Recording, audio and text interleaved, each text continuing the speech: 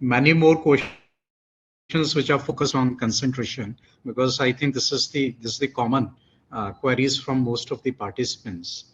Again, coming back to our next question, which is again posted by a few of our participants, and this is how to overcome anxiety at the time of exam. So Abhijit is there from Aurangabad with this query, and along with him, few more students who want to just listen from you that what you do to just remove this anxiety, especially during examination. See, you know what? Nowadays, the word life is so overused and misunderstood. For us, life means the time period between birth and death. No. Life is when I woke up at 5:15 in the morning and ends at 9:30 tonight when I go to bed. Yesterdays are dead. Tomorrows are unborn. What is left is today. So what are the things that I was supposed to do? What I ought to do today? Did I do them? Did I work out in the morning? Did I do my pranayam? Okay. Did I eat healthy? Did I make a good choice between white oats and the Cadbury chocolate that I have in my fridge? Okay. Did I do justice to today's session with full lot of enthusiasm and passion? Only then, if I do these things, I'll go to bed as a successful and satisfied person tonight. And there is no question of anxiety. These are symptoms. This is not a disease. The root disease is when we don't justice to our own schedules. We don't keep our own promises. A simple example. Most of us, we put an alarm of 6 o'clock in the morning. हम ही बोलते हैं खुद को that I'm going to wake up at 6 o'clock. This is the message that goes to our subconscious mind. And when the alarm goes off at 6 o'clock, we snooze it. And we snooze it, and we snooze it, and we wake up at 6:30. The first message that goes to your subconscious mind, you are a failure. You don't keep your own promise. See, subconscious mind is like an innocent child. He doesn't understand the difference between big failure and small failure. This is actually a small failure, right? But he doesn't understand it. And then if the start of the day is with a failed message to your subconscious mind, what is going to happen for the rest of the day? Yeah, it's going to be unproductive. Yeah, of course. I'll perhaps watch a Netflix thriller instead of reading a book. I'll perhaps go for those donuts instead of an apple. I'll skip my workout. See, it's a ripple effect. But exactly if I do something that I've promised, and if I put an alarm of 5:15 and I wake up at 5:15, no matter how hot or wet outside it is, then the ball starts rolling. There's a high chance I'll become more productive. I'll read more books than Netflix. Yeah, I'll do more productive work. So it's all upon us. But what we do, we blame others. Usne mera time barbad kiya. So if somebody else's waste my time, we immediately blame, even if it is 5 minutes. But if we waste our own time, even by spending time on social media, we don't blame ourselves. So the blame game is always inclined, is biased toward others. So I think next question is very much connected, and this is how to maintain this consistency. I mean, whatever promise we are keeping up, and what is the motivation?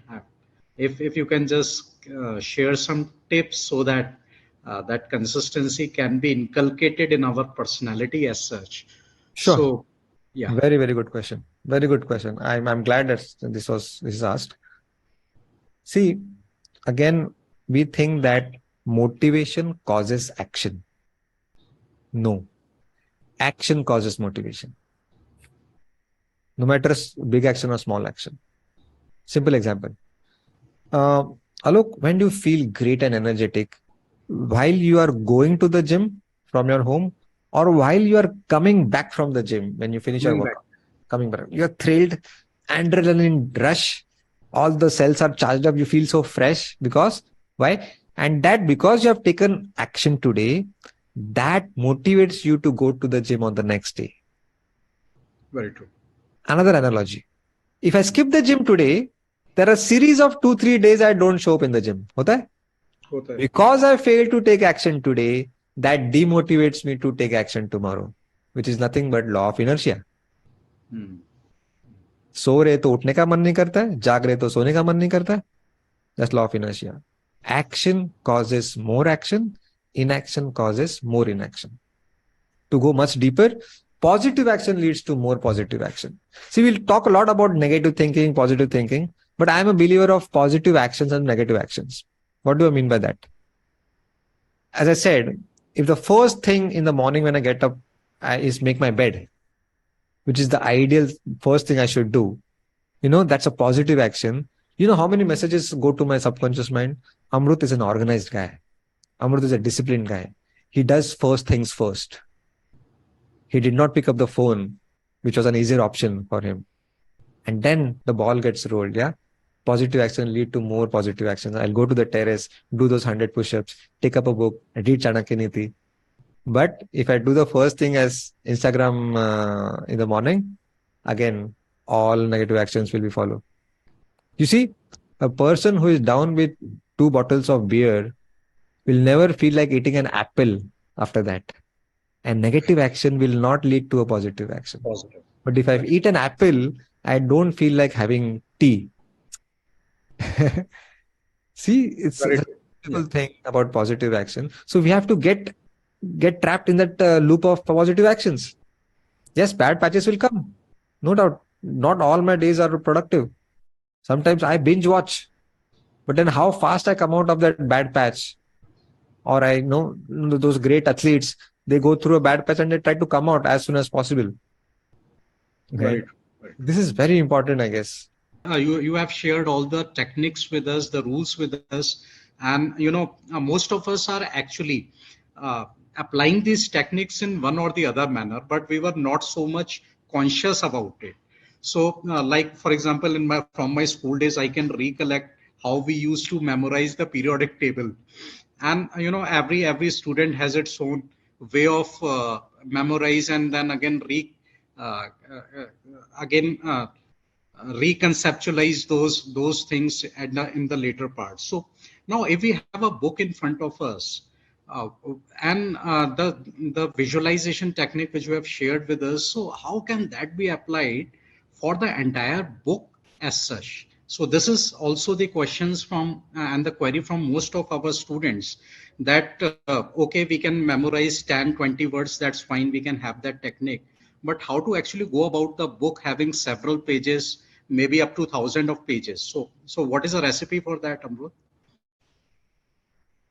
See, again, the analogy comes from the discussion of life. What did I say?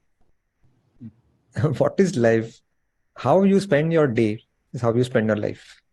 Life is just a summation of all the days, all the waking hours. Same case goes with the case of book. We don't read a book, we read a page. Why are we looking at the vast? It's a bunch of 300 pages. No, at a time you can understand only one concept. Hmm. And then repetition is the friend of memory. I repeat, repetition is the friend of memory. The more you repeat, not in isolation. Don't try to do that. Discuss with your friends. Discuss with your parents on the dining room. Let them get bored. Let them not understand anything. Just talk. Talking is part of reading. Talking is part of studying. Why we assume that talking has to be only with for teachers and professors? Let us bring this culture of talking and discussing among students, community learning, and let teacher only be a catalyst. He should not be the main person talking. All right. So this is a very flawed way of looking at a book. That is a bunch. Okay, I'll give you another analogy. Many people complain that I start reading a book and then I leave it incomplete after 50 pages, 25 pages. होता है ना? Very common complaint. Initially, the excitement is at the peak and then typos. I think the problem comes where again we always look at the remaining unread number of pages. We always go, oh, itna baki hai. Arey baap re, itna baki hai. I have also done this since childhood. But have you ever heard somebody complaining that, oh, I did not read the entire newspaper today. I read only 10 articles. You never say that. You know why? Because we look at a newspaper like Times of India as a bunch of small articles. And that each article is a complete story in itself. So we love to have a sense of completion. So, True. so recently I've started looking at a book as a bunch of chapters where the index is nothing but a bunch of articles of 4 or 5 pages each. And when I'm done with that, that gives me a sense of completion. It is not necessary that I have to reach to the last page of the book to get that sense of completion. So when we get started, we want to complete it. If it remains incomplete, वो frustrating होता है हमको, right? Very true. So Very let's change our perception towards the book this way. It is just a bunch of chapters, and I just have to read the most important chapters. It's okay if I don't read all of them.